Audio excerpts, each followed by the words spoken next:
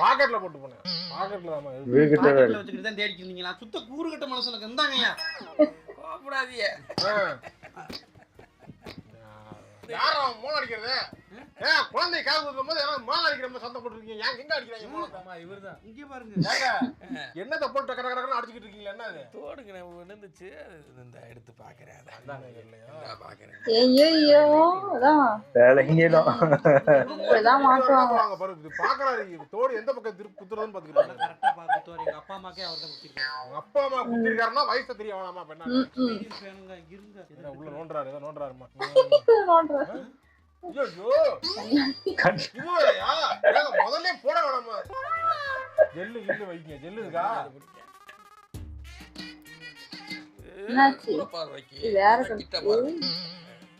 இத்தனை கண்ணாடி அந்த கண்ணாடி தான் ஐயோ அம்மா ஒரு கண்ணாடி போட்டு இன்னொரு கண்ணாடியா இல்லையான்னு செக் பண்ணி காது என்ன ஆகும் தெரியலையே. கொடுங்கப்பா. அப்ப குத்திடுவோமா? குத்திரும் போத குத்துங்க. அது குழந்தையா? எருமை மாடு இந்த பக்கம் வாங்க. குழந்தை இங்க இருக்கு. இங்க இருக்குங்க. அது கொண்ட நீங்க வாங்க.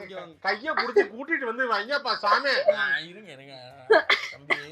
1970ல ஒரு எம்ஜிஆர் 500 பேருக்கு ஒரே நாள்ல காது குத்துனாரு. 500 பேருக்கு ஒரே ஆளா காது குத்துனேன் நான். எப்ப அம்மா 500 பேர் குத்துனா 1000 பேர் குத்துனா வரலாற்று சின்னவன் தேவலாம்.